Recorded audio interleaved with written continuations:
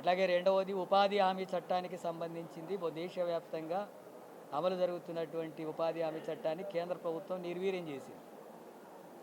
ఇంతకుముందు ఉన్న ఉపాధి హామీ చట్టం ప్రకారం దేశంలో ఏ ఏ రాష్ట్రమైనా సరే ఖర్చు పెట్టేటటువంటి ఉపాధి కోసం ఖర్చు పెట్టిన నిధుల్లో 90% కేంద్రం భరించాలా, 10% రాష్ట్రాలు భరించాలని గత చట్టం ఉంది.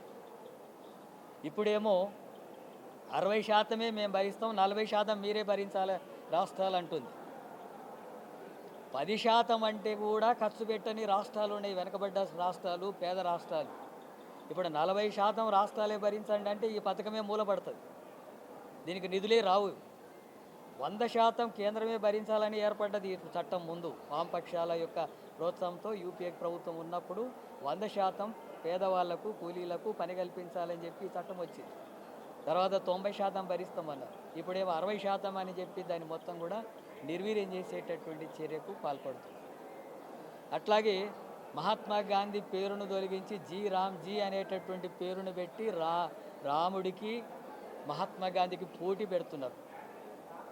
ఆ పేరుతో మహాత్మా గాంధీ ఈ దేశంలో మత సామరస్యం కోసం, దేశ స్వాతంత్రం కోసం పోరాడినటువంటి వ్యక్తిగా ఆరాధిస్తున్నటువంటి వ్యక్తిని అవమానించేటటువంటి పద్ధతులు ఆనాడు ఆర్ఎస్ఎస్ ఆ గాంధీని హత్య చేసింది. ఇప్పుడు రెండోసారి మళ్ళీ ఆర్ఎస్ఎస్కి అనుకూలంగా ఉండే బీజేపీ ఆయనను రెండోసారి హత్య చేస్తుంది. అంటే ఆయన పేరు లేకుండా చేయాలనుకుంటుంది దేశ ప్రజలము. ఆర్ఎస్ఎస్ను ముందుకు దావాలి, గాడ్సే పేరే పెట్టేవాళ్ళు, కానీ అది ప్రజలు ఒప్పుకోరు కాబట్టి ఇప్పుడు రామ్జీ పేరు పెడుతుంది. ఈ చర్యలను కూడా సిపిఎం పార్టీ వ్యతిరేకిస్తుంది. గత చట్టాన్నే కొనసాగించాలా. వాస్తవానికి ఈ ఉపాధి హామీకి సంబంధించినటువంటి పని దినాలు 200 రోజులు పెంచాలా, కూలి 307 నుంచి 600కు పెంచాలని చెప్పి డిమాండ్ చేస్తూ ఉంటే ఇవన్నిటికి వ్యతిరేకంగా నిధుల కోత పెడుతున్నారు. గతంలో 1,30,000 కోట్లు ఖర్చు పెట్టేది, ఇప్పుడు 60,000 కోట్లు కూడా ఖర్చు పెట్టడం లేదు కేంద్ర ప్రభుత్వం. దేశవ్యాప్తంగా 30 కోట్ల మందికి పైగా ఉపాధి కూలీలు పని కోసం ఉన్నారు. డబ్బులు లేక, పని కల్పించలేక, పూట గడవక ఇబ్బందులకు పాలవుతున్నారు. మరి వాళ్ళందరికీ పని కల్పించాలి. మన రాష్ట్రంలో 40-60 లక్షల మంది ఉపాధి కూలీ పని కోసం ఉన్నటువంటి వాళ్ళు పని కల్పించడం లేదు, డబ్బులు లేక. 60 రోజులు కూడా పని కల్పించడం లేదు. అందుకని వీటన్నిటిని కూడా వ్యతిరేకిస్తున్నాం. దేశవ్యాప్తంగా వ్యవసాయ కూలీలు, ఉపాధి పని కోరుకునేటటువంటి వాళ్ళు చేస్తున్న ఆందోళనకు సిపిఎం పార్టీ మద్దతు ఇస్తుంది. కేంద్ర ప్రభుత్వం వెంటనే గత చట్టాన్ని అమలు చేసేటట్టుగా చర్యలు తీసుకోవాలని చెప్పి, పని దినాలని, వేతనాలని పెంచాలని చెప్పి సిపిఎం పార్టీకి డిమాండ్ చేస్తున్నారు. అట్లాగే రాష్ట్ర ప్రభుత్వం ఇప్పుడు శాసనసభలో హిల్ట్ భూముల గురించి చర్చ జరుపుతూ ఉంది. అట్లాగే ప్రాజెక్టులకు సంబంధించిన విషయాల మీద చర్చ జరుగుతూ ఉంది. హిల్ట్ భూములకు సంబంధించినటువంటి దాంట్లో మొత్తం హైదరాబాద్ నగరంలో రింగ్ రోడ్ లోపల ఉన్న పరిశ్రమలన్నింటినీ కూడా ఔటర్ రింగ్ రోడ్ అవతలికి పంపిస్తాం. అక్కడ పరిశ్రమలకు కేటాయించినటువంటి భూములంతా కూడా యజమానులకి తక్కువ ధరకే ఇస్తామని చెప్పి జీవో తీసుకొచ్చింది.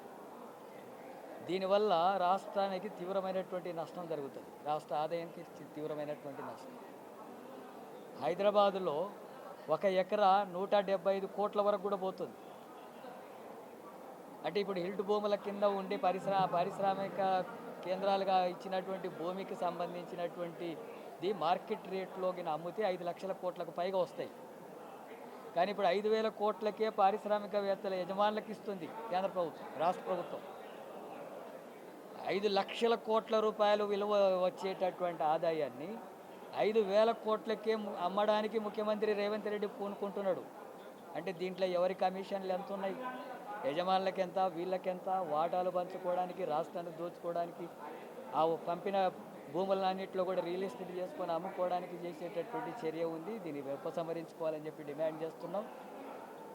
పరిశ్రమలంతా ఔటర్ రింగ్ రోడ్కి తరలించిన తర్వాత అక్కడ భూములు ఇస్తారు, అక్కడ రాయితీలు ఇస్తారు. మళ్ళీ ఇక్కడ ఉన్న భూములను వాళ్ళకే హక్కులు అనేటటువంటిది సరైనటువంటిది కాదు. ఇది పూర్తి ప్రభుత్వం పరిధిలో ఉండాలా. అక్కడ పేదలైనటువంటి ఇండ్ల స్థలాలు లేని పేదలకు 30 లక్షల కుటుంబాలు ఉన్నాయి హైదరాబాదులో. వాళ్ళకి ఇండ్ల స్థలాల నిర్మాణం చేపట్టాలి.